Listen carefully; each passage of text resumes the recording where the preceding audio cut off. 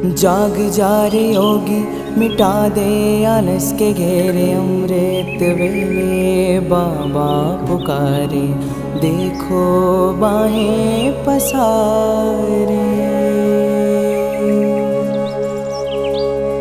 बाबा प्यार तुम्हारा अमृत वेले उठाता, मोहिनी रात में मुझे जगाता।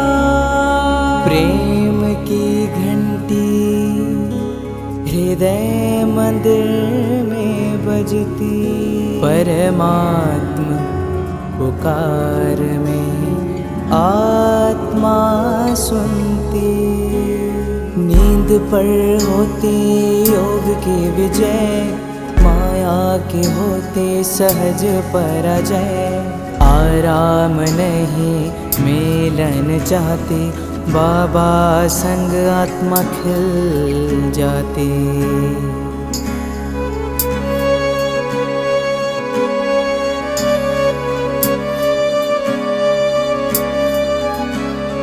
अपने कहा रात को अलविदा, परवाना हुआ क्षमा पे फिदा। समय से पहले बाबा जगाते, नयन खुलते ही मिलन कराते। प्रेम में भीगा मन संकल्प मुस्काते, माया के बंधन स्वयं कट जाते। ठंडी गर्मी बारिश अब तप के साथी, मौसम की मार अब ना डराती। सोना अब आराम नहीं माया है, नींद अब अमृत नहीं विष का साया है। कमाई नहीं ये ऊर्जा की चोरी है, सुस्ती की धुन में बजी माया की लुरी है।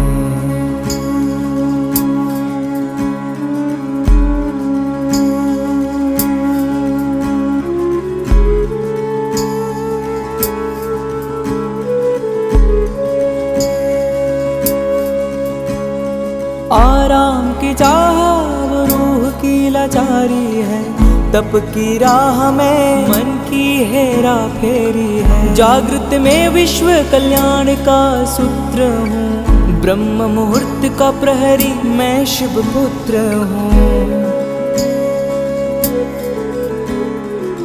सकल विश्व को तप से भरता, अमृत वेला में तपस्वी जलता। संकल्प से उठता नवयुग की नींव रखता, तप के ईंटों से स्वर्णिम स्वराज्य रचता। नींद की घड़ी अब बीत चुकी है, माया की छाया अब मिट चुकी है। वर्तमान में जलती है आत्मा की मशाल, मैं हूँ जागृत यही मेरा कमाल। बाबा की याद में स्वयं को गढ़ता, योग अग्नि से आलस को राख करता। मैं अब सो नहीं रहा मैं हो रहा हूँ, मैं अब खो नहीं रहा मैं जाग रहा हूँ। जाग जा रे योगी, मिटा दे आलस के घेरे। अमृत वेले बाबा पुकारे, देखो बाहें पसारे।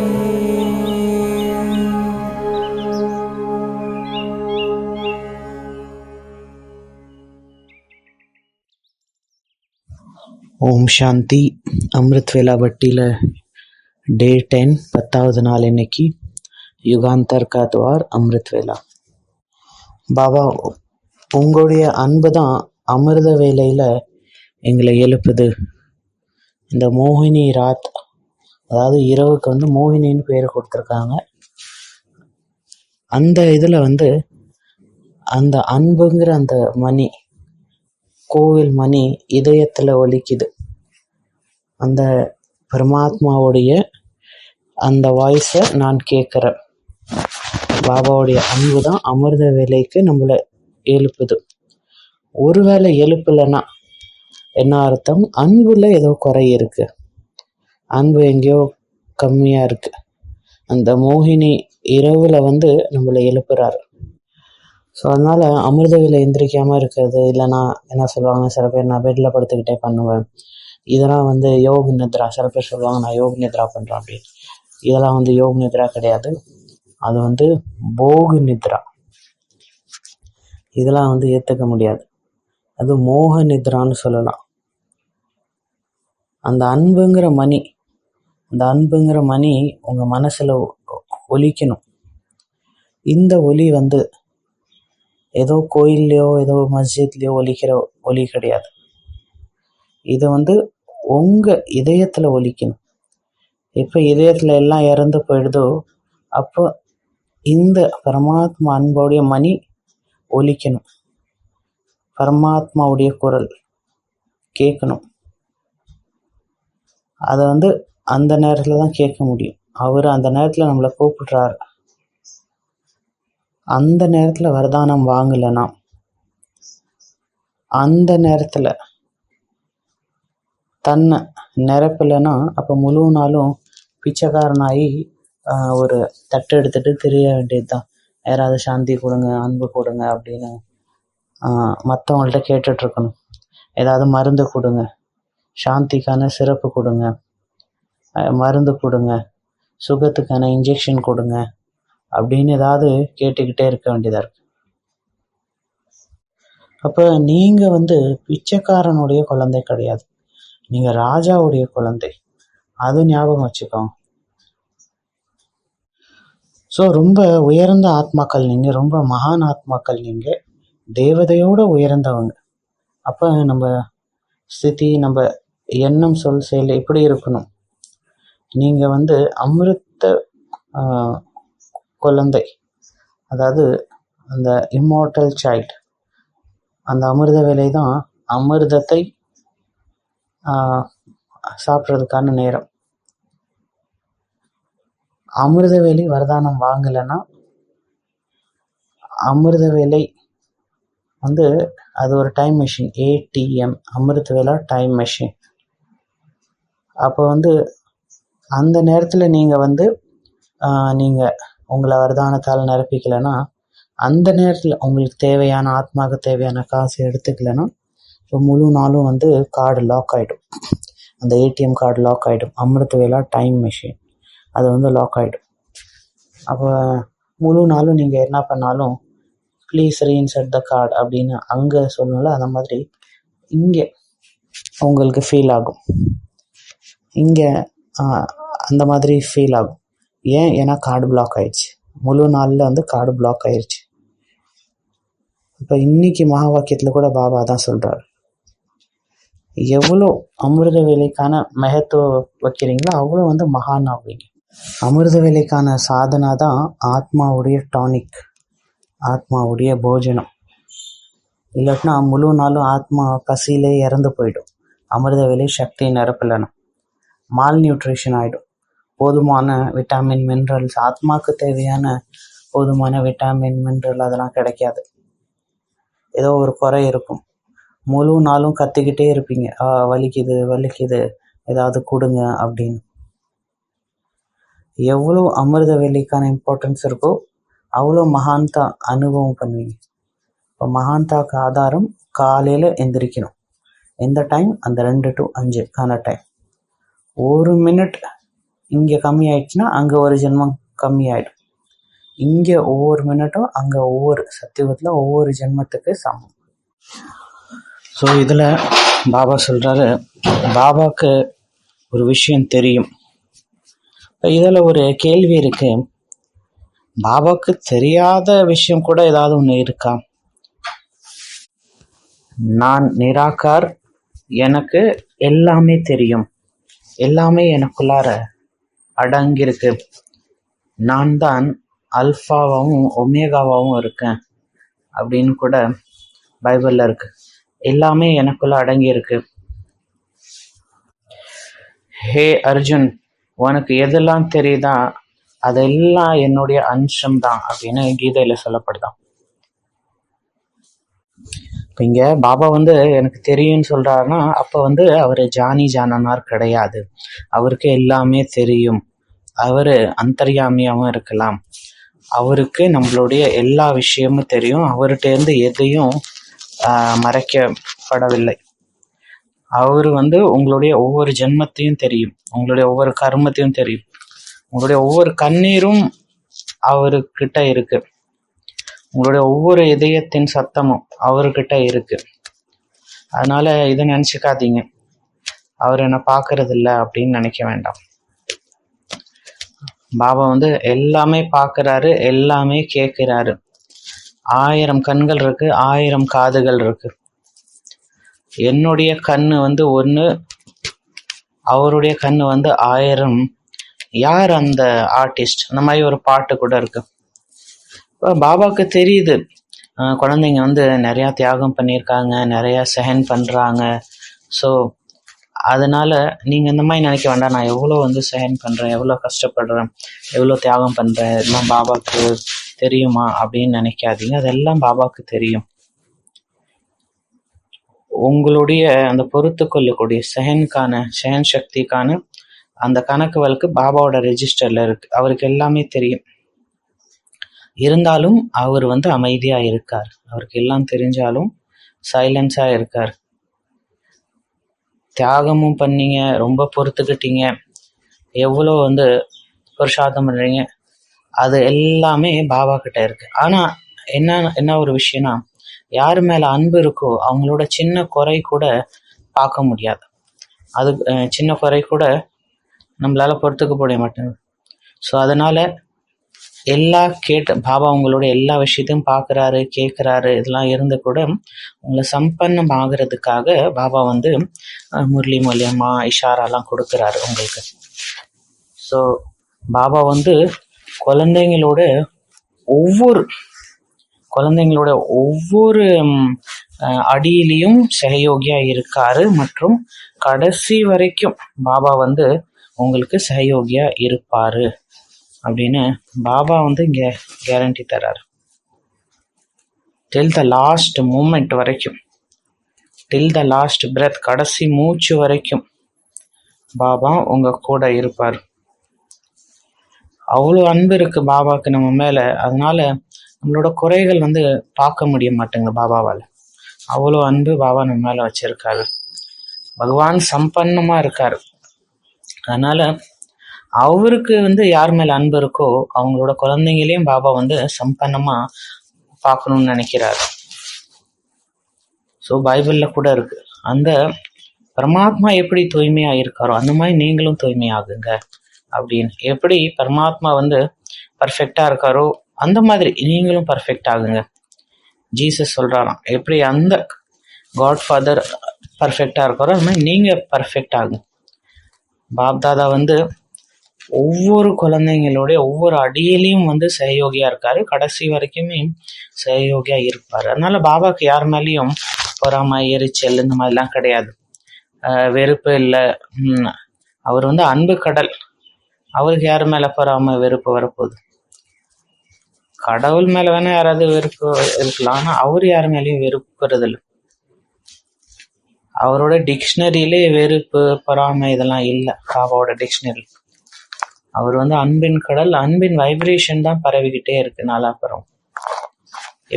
எவ்வளோ வந்து பாருங்க, பாபாவுடைய வந்து ஸ்திதியை பாருங்களேன். சதா வந்து அந்த அன்பின் சொரூப ஸ்திதியிலே இருக்காரு. அவருக்கு யாருக்காகவும் வெறுப்பு, பொறாமம், டிஸ்லைக்கு இது மாதிரி எதுவுமே கிடையாது. ஸோ அந்த மாதிரி நம்மளும் ஆக முடியுமா? அந்த மாதிரி ஆக முடியுமா? நம்மளும் இதை பற்றி சிந்தனை பண்ணுங்க. கற்பனையிலே தான் அனுபவம் இருக்கு. ஜஸ்ட் அதை இமேஜின் பண்ணாலே அது அனுபவம் கொடுக்கும். அந்த மாதிரி ஒரு நாள் வருமா? நம்ம யாரையும் வெறுக்கல, யாரு மேலேயும் எந்த பொறாமையும் கிடையாது, எல்லாருக்காகவும் சமமான அன்புக்கான ஃபீலிங் இருக்கு. அந்த மாதிரி நாள் வருமா? யாரு மேலேயும் நம்ம இரிட்டேட் ஆகக்கூடாது. ஏன்னா எல்லாருமே வசப்பட்டிருக்காங்க. சுபாவ சன்ஸ்காருக்கு வசமாக இருக்காங்க. இந்த விகாரத்தின் சங்கிலியில் மாட்டிக்கிட்டு இருக்காங்க. பாவம், அந்த கூண்டில் அடைஞ்சிருக்காங்க. ஒரு ஒரு மனிதன் ஒரு மனுஷன் நைட்டு நல்லா சாராயம் குடிச்சிட்டு சத்தமாக கத்துறானோ.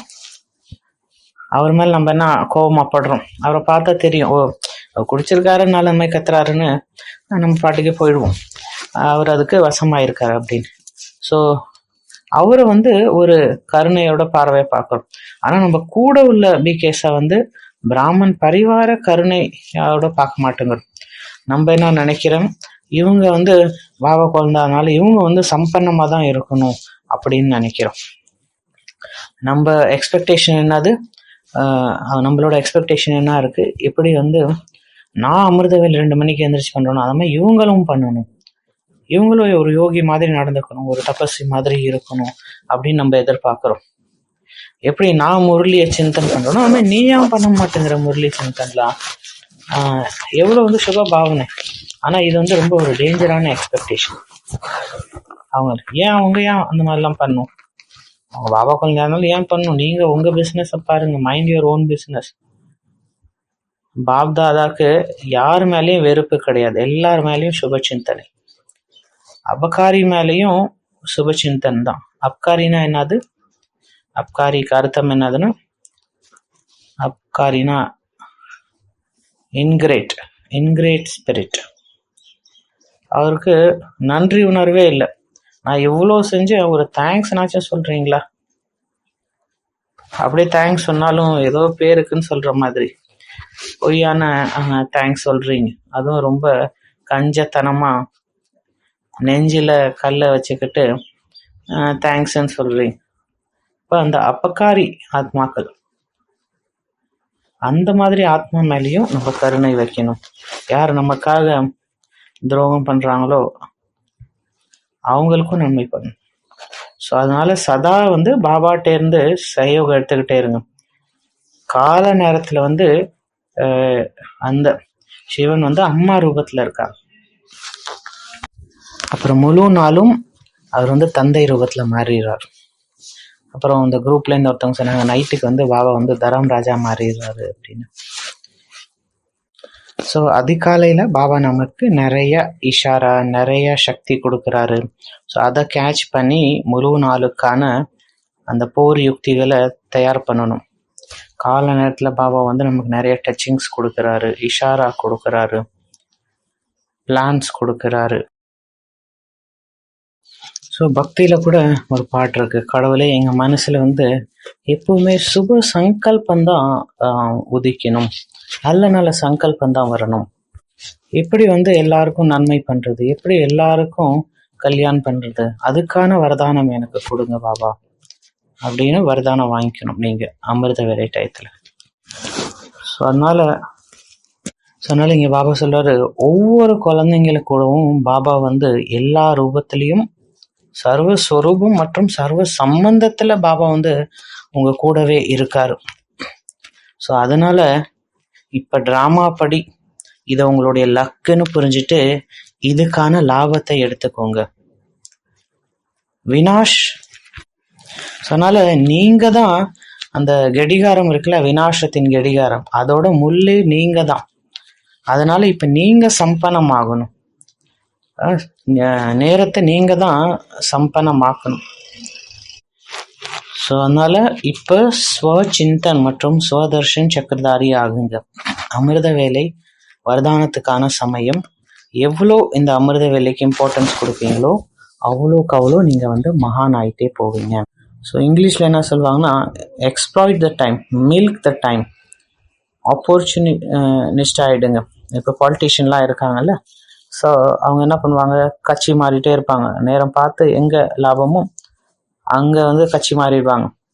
இந்த பச்சைவந்தி மாதிரி கலர் மாற்றிப்பாங்க. நேரத்துக்கு ஏற்ற மாதிரி அவங்க லாபத்தை எடுத்துப்பாங்க. அதே மாதிரி அமிர்த வேலைக்கான டைம் பாபா என்ன சொல்றாரு, நீங்க உங்களுடைய லக்குன்னு புரிஞ்சுட்டு அந்த நேரத்தை யூஸ் பண்ணிக்கோங்க. கங்கை நதி போயிட்டு இருக்கு, கையை கழுவிக்கோங்க அதுல அப்படின்னு பக்தியில சொல்லுவாங்க. அதாவது அதுக்கான லாபத்தை எடுத்துக்கோங்க. ஏன்னா நேரமே அந்த மாதிரி தான் இருக்கு, யாரும் எதுவும் பண்ண முடியாது. இப்போ ஹோலி இருக்குது, ஏதோ பண்டிகை இருக்குது, அப்போ என்ன பண்ணுவாங்க, அன்றைக்கி வந்து யார் மேலே வேணாலும் கலர் போடுவோம். ஏன்னா அதில் என்ன சொல்லுவாங்கன்னா, தப்பாக எடுத்துக்காதீங்க, இன்றைக்கி வந்து ஹோலி அதனால தான் கலர் போடுறோம் அப்படின்னு. ஸோ அந்த மாதிரி யார் ஹோலியே விளையாட மாட்டாங்களோ அவங்க மேலேயும் கலர் போடலாம் அன்றைக்கி. தப்பாக எடுத்துக்காதீங்க, இன்றைக்கி வந்து ஹோலி அப்படின்னு. ஸோ நேரத்தை நம்ம பயன்படுத்திக்கணும். மில்க் த டைம்னு சொல்லுவாங்க, எக்ஸ்ப்ளாய்ட் த டைம்.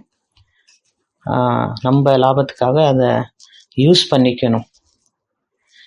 நீங்க தான் யாரு, வினாசத்தின் அந்த மணியின் முள்ளு நீங்க தான். எவ்வளோ ஒரு அருமையான வாக்கியம் பாருங்களேன் இது. ஸோ ஒரு மனுஷன்ட்ட ஒருத்தட்ட வந்து ஒரு ரொம்ப காஸ்ட்லியான வாட்ச் இருக்கு, அது திடீர்னு ஏதோ ரிப்பேர் ஆயிடுது. அவரும் என்னென்னமோ பண்ணி பார்க்குறாரு, அதை சரி பண்ணுறதுக்கு அது சரியாக மாட்டேங்குது. அவர் வந்து ஒரு வாட்ச் மெக்கானிக்கிட்ட கொண்டு போய் கொடுக்குறாரு. அவரும் வந்து அதை என்னென்னமோ பண்ணி பார்க்குறாரு, எல்லாம் பண்ணி பார்க்குறாரு, அந்த வாட்ச் ஓடவே மாட்டேங்குது. அவருக்கும் ஆச்சரியமாக இருக்குது, ஏன் வந்து இந்த வாட்ச் ஓட மாட்டேங்குது. நான் அந்த மெக்கானிக்கும் ரொம்ப ஸ்மார்ட்டான ஆள் தான். அவர் கடியை அந்த வாட்சை முன்னாடி வச்சுட்டு அந்த வாட்சுக்கிட்ட பேசுகிறாராம். ஏன் வந்து நீ ஓட மாட்டேங்கிற, என்ன பிரச்சனை அப்படின்னு, என்ன காரணம் அப்படின்னு கேட்குறாரு. அப்போ அந்த வாட்சும் பேசுதான், எது வரைக்கும் நானும் ஓடிக்கிட்டே இருக்கிறது, நானும் வந்து டயர்டாயிட்டேன். ஒவ்வொரு மணி நேரத்துலையும் நான் 60 நிமிஷம் வந்து டிக் டிக் டிக்னு பண்ணுறேன். ஒரு மினிட்டுக்கு 60 செகண்ட் டிக் டிக் டிக்னு நான் போயிட்டே இருக்கேன். 60 × 60, 24 × 60 நான் டிக் டிக் டிக்னு போயிட்டே இருக்கேன், பண்ணிக்கிட்டே இருக்கேன். அப்போ இன்றைக்கி தான் நான் கொஞ்சம் உட்காந்து யோசித்தேன், இவ்வளோ நான் ஓடிக்கிட்டே இருக்கேன், அப்போ நான் வந்து டயர்டாயிடணும் அப்படின்னு, நான் வந்து பேர்ன் அவுட் ஆகிடணும். ஒரே வேலையில் வந்து வெளியில் கூட ப்ரொஃபஷனில் வெளியில் ஏதோ ஒரு வேலை பண்ணுறாங்க, ஒரே வேலையை வந்து கண்டினியூஸாக அதே பண்ணிக்கிட்டே இருந்தாங்கன்னா பேர்ன் அவுட் ஆயிடுவாங்க. இதுதான் அதில் வந்து ஒரு சலிப்பு தட்டிடும். அதனால் நானும் நானும் அமிர்த வேலை சிந்தன் பண்ணேன். இந்த மாதிரி டிசிஷன்னா அமிர்த வேலையில் தான் வரும். ஸோ அதனால் நான் என்ன யோசிச்சேன்னா, நான் இன்றைக்கி வந்து டயர்ட் ஆகிட்டேன். ஸோ அதனால் நானும் இன்னிலேருந்து ஒரு திட சங்கல்பம் பண்ணிட்டேன். அதுவும் எப்போ பண்ணேன், அமிர்த வேலை திட சங்கல்பம் பண்ணிட்டேன். அதனால தான் நான் வந்து வேலை செய்கிறத விட்டுட்டேன். அப்போ அந்த வாட்ச் மெக்கானிக் அவரும் வந்து ஸ்மார்ட். அவர் என்ன சொன்னார்னா, நீ வந்து இவ்வளோ கவலை பண்ணணுன்னு அவசியம் தேவையில்லை, நீ ஜஸ்ட் ஒரு வாட்டி டேக்கன் பண்ணால் போதும், ஒரு செகண்டுக்கு ஒரு வாட்டி டேக்கன் பண்ணால் போதும், அப்புறம் அடுத்த செகண்டுக்கு அதை ஜஸ்ட்டு ரிப்பீட் பண்ணால் போதும், நிறைய கஷ்டப்படணும்னு அவசியம் இல்லை, ஜஸ்ட்டு ஒரு வாட்டி டேக்கன் பண்ணும், ஜஸ்ட்டு அந்த செகண்டில் ஃபோக்கஸ் பண்ணு. நீ வந்து ஃப்யூச்சரில் என்ன பண்ணணும், இதுக்கு முன்னாடி என்ன பண்ண, அதெல்லாம் யோசிக்க வேண்டாம். அந்த ப்ரெசண்ட்டுக்கு வந்து டிக்குன்னு பண்ண போதும், ஜஸ்ட்டு ஒரு டிக்குன்னு பண்ணால் போதும் ஒரு செகண்டுக்கு. அப்போ அந்த வாட்சுக்கு கொரிய வந்து தான், அதுக்கப்புறம் மறுபடியும் அந்த வாட்சு ஓட ஆரம்பிச்சிருச்சான். டிக் டிக் டிக்னு மறுபடியும் அது ஓட ஆரம்பிச்சிருச்சு. ஸோ அந்த மாதிரி அந்த வினாஷின் கடிகாரத்தின் முள்ளு நீங்கள் தான். ஸோ அதனால் இன்றைக்கி என்னெல்லாம் ஞாபகம் வச்சுப்பீங்க, பாபாவுக்கு எல்லா விஷயமும் தெரியும். நீங்கள் என்னெல்லாம் பொறுத்துக்கிறீங்க, என்னெல்லாம் பண்ணுறீங்க, அதெல்லாமே அவருக்கு தெரியும். அவர் எதுவும் பண்ணாமல் இருக்கிறதே ஒரு வரதானம் தான். So God's greatest blessing is unanswered prayer. So அவர் ரிப்ளை பண்ணாமல் இருக்கிறதே வந்து ஒரு பெரிய வரதானம் தான், ஒரு பிளெஸ்ஸிங் தான். ஏன்னா நீங்கள் எது கேட்குறீங்களோ அது உங்கள் நன்மைக்கு இல்லை, அவருக்கு தெரியும் உங்களுக்கு எவ்வளோ கொடுக்கணும், எப்படி கொடுக்கணும் அப்படின்னு. அதனால் உங்கள் கையில் வந்து அமிர்த வேலைக்கான சமயம் இருக்குது. தூக்கத்தை தியாகம் பண்ணுறது தான் மிகப்பெரிய சேவை. தூக்கத்துக்கான அந்த முள் இப்போ போயிடுச்சு. இப்போ வந்து தூக்கத்துலேருந்து எந்திரிங்க. தூக்கத்தினால தவத்தை வேஸ்ட் பண்ணிடாத. இப்போ வந்து கனவு வந்து ஒரு விஷயம் மாதிரி. இப்போ நீ வந்து ஆன்மீக போர் வீரர், இப்போ எந்திரிச்சு கர்ஜிக்கிறதுக்கான நேரம். இதை வந்து மறந்துடாதீங்க. கால நேரத்தில் மறந்துட்டீங்கன்னா முழு நாளும் கஷ்டப்பட வேண்டியதாக இருக்கும். ஸோ அதனால் எந்திரிங்க, பாருங்க. உங்களை நிரப்பிக்கோங்க. இதுதான் முதல் காரியம் இன்னைக்கு. 2வது காரியம், யாருக்காகவும் எந்த ஒரு வெறுப்பும் இருக்கக்கூடாது. எப்படி பாபா எல்லாருக்காகவும் ரஹம்துல்லா இருக்காரோ, ஏன்னா ஆத்மா பரவஷா இருக்கு, அதனால எல்லார் மேலேயும் சுப பாவனை, சுப சிந்தக், சுவதர்ஷன் சக்கரதாரி ஆகுங்க. உங்க ரெஸ்பான்சிபிலிட்டி ஞாபகம் வச்சுக்கோங்க. நீங்க தான் வினாஷங்கிற அந்த வாட்சில் உள்ள முள்ளு. நீங்க தான் அந்த வினாசத்தோட முள். அதாவது வினாசம் உங்களுக்காக தான் நின்று இருக்கு. ஸோ அதனால இப்ப விழிப்புணர்வு அடைஞ்சிருங்க. பாபா உங்களுடைய அன்பு தான் அமிர்த வேலை எங்களை எழுப்புது. அவருடைய அன்பு தான் அமிர்த வேலையை எழுப்புது. அவருடைய அன்பு நம்மளை இழுக்குது. எனக்கு ஞாபகம் இருக்கு, நான் ஃபர்ஸ்ட் இயர் MBBSல இருக்கும்போது நான் வெளியே இருந்தேன். ஹாஸ்டல்ல தங்கல, வெளியே ரூம் எடுத்து தங்கிட்டு இருந்தேன். தனியாக தான் இருந்தேன். அப்போ இந்த மாதிரி ஹாஸ்டல்ல யாரும் போக மாட்டாங்க, ஏன்னா அப்போ ரேகிங்லாம் நடக்கும் அப்படின்னு. சாயந்தர நேரத்தில் அங்கே ஒரு கோயில் இருந்தது. டெய்லி சாயந்தரம் அங்கே ஒரு சிவன் கோயிலில் ஒரு பாட்டு ஓடும். ஹர ஹர போலே நம சிவாய் கங்காதராய நம். ஸோ அந்த பாட்டு அவ்வளோ எனக்கு நஷா கொடுத்தது. நான் எல்லாத்தையும் விட்டுட்டு அங்கே போயிடுவேன். அங்கே டெய்லி போய் 2-3 மணி நேரம் உட்காந்துருவேன். அஷரரி ஆயிடுவேன் அப்படி. அது ரொம்ப பழைய கோயில். அங்கே உள்ள சிவலிங், அந்த கோயில் ஒரு அருமையான வாயுமண்டல் சாயந்தர நேரத்தில். அப்போ அந்த பாட்டு ஓடும்போது ஹர ஹர போலே நம சிவாய, அப்போ நான் ஆட்டோமேட்டிக்காகவே அஷரரி ஆயிட்டேன். அஷரனா என்னன்னே எனக்கு அப்போ தெரியாது. ஆனால் அப்போ அந்த அனுபவங்கள்லாம் ஏற்பட்டு, அதுக்கப்புறம் இங்கே வந்ததுக்கு அப்புறம் தான் எனக்கு தெரிய ஆரம்பிச்சுது அஷரர்னா என்னன்னு. அஷரருக்கு 1000 பேர் இங்கே தெரிய ஆரம்பிச்சுது. ஆனால் அனுபவம் அவ்வளோ ஏற்படல. அங்கே ஒரு ஸ்பீச்சும் நடந்தது. அல்கா ஸ்ரீன்னு ஒருத்தவங்க வந்திருந்தாங்க ராம் கதா பண்ணுறதுக்காக. அவங்களும் அங்கே பஜன் பண்ணிட்டு இருந்தாங்க. அந்த சாயந்தர நேரத்தில் அந்த கோயிலில் பஜன் எல்லாம் பண்ணுவாங்க. ஸோ 7 நாளும் எனக்கு அஷரரி அனுபவம் ஆச்சு. அங்கே போய் உக்காஞ்ச உடனே எனக்கு அஷரரி அனுபவமாக ஆரம்பிச்சிருச்சு. அதுக்கப்புறம் செகண்ட் இயர் MBBSல படித்தேன். ஒரு வாட்டி மாடியில் நான் படிச்சுட்டு இருந்தேன். தூரத்துலேருந்து இங்கே ஒரு பாட்டு கேட்டது. ஹே ராம் ஹே ராம் தூ ஹி மாதா தூ ஹி பிதா தேரே சரணோ மே சாரோ தாம். அப்படி எங்கேருந்தோ ஒரு பாட்டு கேட்டது. அந்த பாட்டு கேட்கும்போது எனக்கு அவ்வளோ அருமையாக ஃபீல் ஆச்சு. நான் தேடிட்டு இருந்தேன், எங்கே இந்த பாட்டு வருது. அப்புறம் அங்கே பார்த்தேன், அங்கே ஒரு செவரு இருந்தது. அதை ஏறி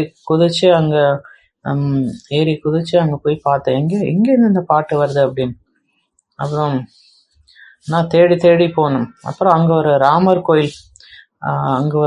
கோயில் இருந்தது. அது எனக்கே தெரியல, இவ்வளோ வருஷம் அங்கே இருந்தேன். அப்போதான் அன்னைக்கு தான் பார்த்தேன் அங்கே ஒரு ராமர் கோயில் இருந்தது. அங்கே போய் அங்கே அந்த ராமரோட சிலை இருந்தது. அங்கே நான் என்னுடைய தலையை வச்சேன். அவ்வளோ எனக்கு கண்ணீர் வந்தது. அதுக்கப்புறம் அங்கே ஒரு இஸ்கான் கோயிலும் இருந்தது. எங்கள் காலேஜ்லேயும் வந்திருந்தாங்க. இன்னைக்கு சாயந்தரம் வாங்க அப்படின்னு சொன்னாங்க. சாயந்தரம் நாங்கள் போயிருந்தோம். அன்னைக்கு ஜென்மாஷ்டமி இருந்தது.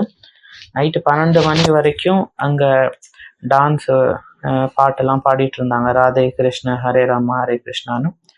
அங்கேயும் எனக்கு அஷரரி ஸ்திதி நல்ல அனுபவம் ஆச்சு. அங்கே ஒரு மராட்டி டீச்சர் இருந்தாங்க எங்கள் இதில். அவங்கள்ட்ட கேட்டேன், எனக்கே அந்த மாதிரிலாம் அனுபவம் ஆகுது அப்படின்னு. ஏன் இந்த மாதிரி இடத்துக்கு போகும்போது ஆட்டோமேட்டிக்காக கண்ணீர் வந்துடுதுன்னு. அப்போ அவங்க சொன்னாங்க, அது அஷ்ட சாத்விக் பாவ் அப்படின்னு சொன்னாங்க. இதுக்கு நீங்கள் கவனம் கொடுங்க, இல்லாட்டினா இது மறைஞ்சு போயிடும் அப்படின்னு. ஸோ அப்போ அந்த கோயிலில் உள்ள அந்த பஜனை ராதே கிருஷ்ண, ஸோ அது ரொம்ப நேரம் ஓடிட்டு இருந்தது. அவங்க எல்லாரும் டான்ஸ் ஆடிட்டு இருந்தாங்க. ஆனால் அவ்வளோ நேரம் அஷரரி. அப்போ அவ்வளோ நேரம் நான் அஷரரி ஸ்திதி அனுபவம் ஆச்சு. அப்போ தான் எனக்கும் தோணுச்சு, இப்போ நம்மளும் பாபாவுடைய ஒரு பாட்டு அந்த மாதிரி ரெடி பண்ணணும். அதை கேட்ட உடனே எல்லாரும் அஷரரி ஆயிடணும். அந்த மாதிரி நம்மளும் ஒரு பாட்டு ரெடி பண்ணணும் அப்படின்னு. ஸோ அப்போ எனக்கு தோணுச்சு, நம்ம பாபாக்காகவும் இந்த மாதிரி ஒரு பாட்டு ரெடி பண்ணணும். அப்போ அந்த பரமாத்மாவுடைய அன்பு அதுதான் நம்மளை இழுக்குது. அச்சா, ஓம் சாந்தி.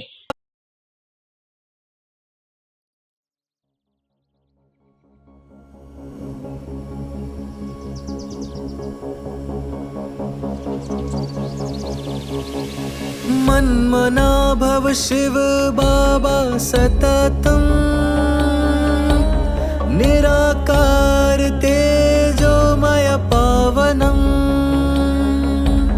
प्रभात काले स्मरणं दिव्यं सत्यं शिवं सुंदरं चिंतनम।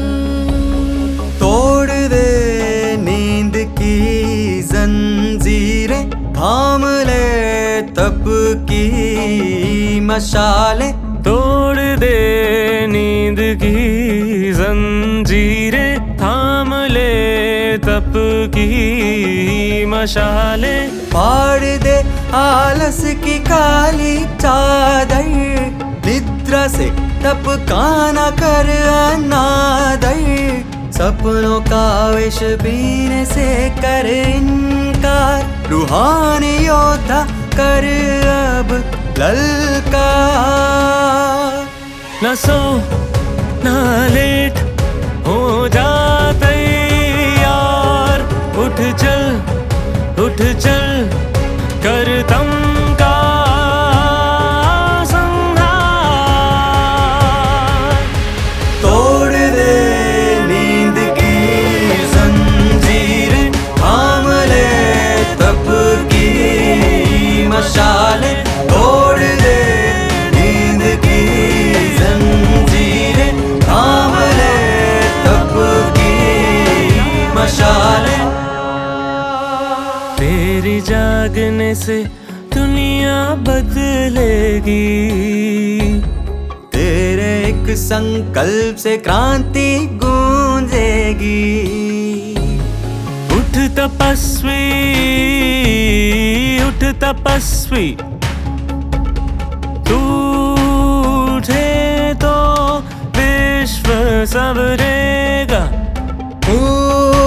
जगे तो भाग्य निखरेगा। अमृत वेले की है पुकार। ना रुक ना झुक हो जा निराधार, बढ़ चल बन युगांतर का अवतार। तोड़ दे नींद की जंजीर, धर ले संकल्प के अंगारे। तोड़ दे नींद की जंजीर, धर ले संकल्प के अंगारे। फाड़ दे आलस की काली चादर, निद्रा से तप का न कर अनादर। तोड़ दे नींद की जंजीरें, थाम ले तप की मशालें। जाग जा